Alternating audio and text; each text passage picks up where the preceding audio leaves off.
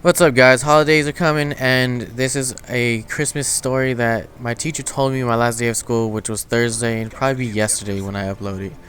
But if you don't celebrate Christmas, that's cool. But just stick around for the story because I think it's actually pretty cool, and then it kind of puts you in a different perspective of things, so you can kind of see if you can appreciate life more, which is what we should all be doing, not just going and getting things and just treat them for granted. I don't know what I'm trying to say, but just appreciate life. But it's a true story that they tried to say that was fake, but I don't remember it word for word how my teacher told me, but I'll try and get it out as I go on, like start remembering it more. But the time is 1914 in Belgium, during World War One, and it's between the Germans and the English, or the British, whichever you want to call them. And back then there was trench warfare, so you're in trenches and you can pretty much only see the heads of the other people who you were made to think were your enemies. And between that was no man's land, which is pretty much no man's land. If you get there, you're pretty much dead. But I think it was the 23rd or the 24th of December, and it was towards the night. And something that it's Christmas time down there in Belgium. But they're in war, so just trying to get that kind of mindset going on. Apparently, on the English side of the trenches, there was a guy in his sentry just making sure no one was trying to do a little sneak attack or anything like that. And he reports to his commanding officer, his captain, I think it was his captain, that he sees flickering lights on the German side of the trenches, and he's wondering what's going on. So he calls over his captain, and his captain's just like, keep watching him, just see if there's no one's trying to do a sneak attack or anything like that. So he keeps watching them. He keeps watching the Germans with his sentry just aimed down sights, or just aimed at them, whatever. And where the flickering lights ended up being where they were candles. The Germans were setting up candles like every few feet apart from each other, and they actually ended up singing. Kind of weird, but they ended up singing for about 2 or 3 different songs until one of the people on the English side realized what they were singing. And what they were singing was Still Nacht, which apparently in German is translated to Still Night. And that's obviously a Christmas carol. I'll get that call later, doesn't matter. But they were singing Christmas carols. The Germans were singing Christmas carols on Christmas Eve. I think it was the 24th.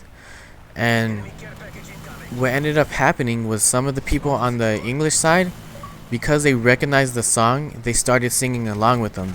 Even though they were both singing in 2 different languages, they were singing along.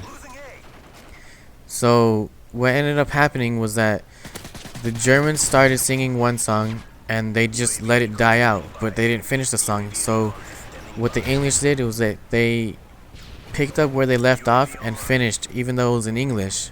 So they were going off for each other's songs and just keep going and continuing it. Mind you, they were earlier in the day they were shooting at each other, trying to kill each other, because that's the war. What ended up happening, which surprised a lot of people, was the fact that one of these Germans ended up climbing out of his trench. He walked over into no man's land, surrounded by maybe some of his friends, maybe someone he knew from Germany that was fighting with him, along with any of the dead English that were on there that tried to go over to the other trench. He was surrounded by dead bodies. And he walked over, and the Englishman that was on the sentry, he was just there. He called over to his captain. He's like, "Captain, look at this guy's coming over." And the captain told the sentry guy to just keep watching him. He doesn't want any trickery going on or anything like that. That German stood there in no man's land, surrounded by dead bodies, and continued to sing a Christmas carol. And what ended up happening is not another German, but one of the Englishmen stood up, went from his trench and went to the German, and they ended up shaking each other's hands. In the middle of what was the dead of night, surrounded by dead bodies in the no man's land, Germans and Englishmen all started getting out of their own trenches and going to each other's, or meeting each other in no man's land. And this is something that they tried denying, which I'm not sure if it has an official name, but my teacher ended up telling me that they called it the Christmas Pact. I think that's what it was called, or the Christmas Truce, something along that line. That these men who were just devoted on killing each other earlier in the day ended up having Christmas together. They ended up speaking broken English and broken German to each other because they both sides didn't speak the other language as fluently as the other one did, because it wasn't their vernacular, it wasn't their original language, their first language. And what they ended up doing later on in the night was that they ended up giving each other gifts.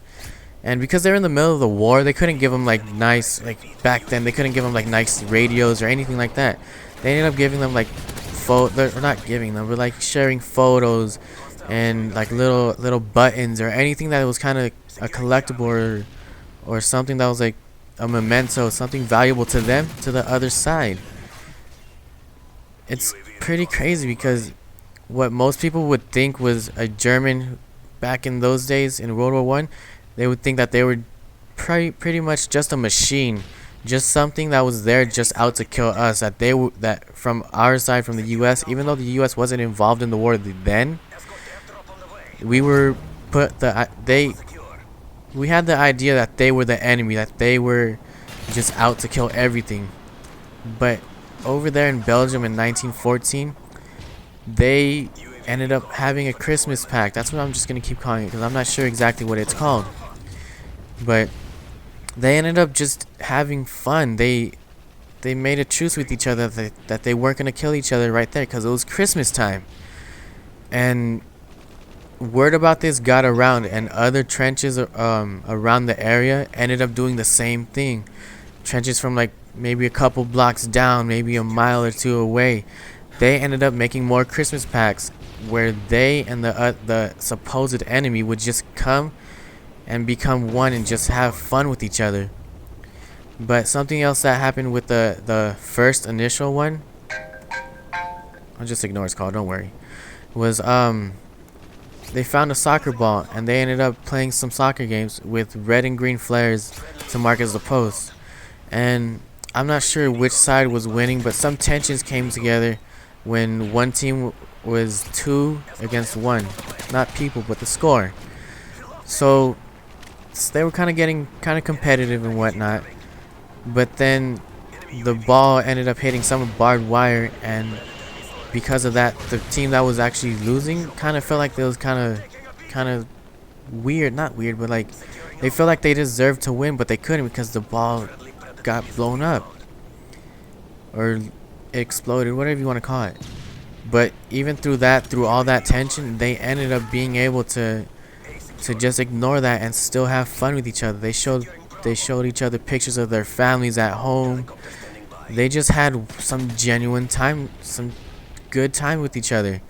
And this is something that I believe it was Germany that tried denying it and kept denying it until about somewhere in the middle of World War II, that they said, yeah, this did actually happen. It actually happened.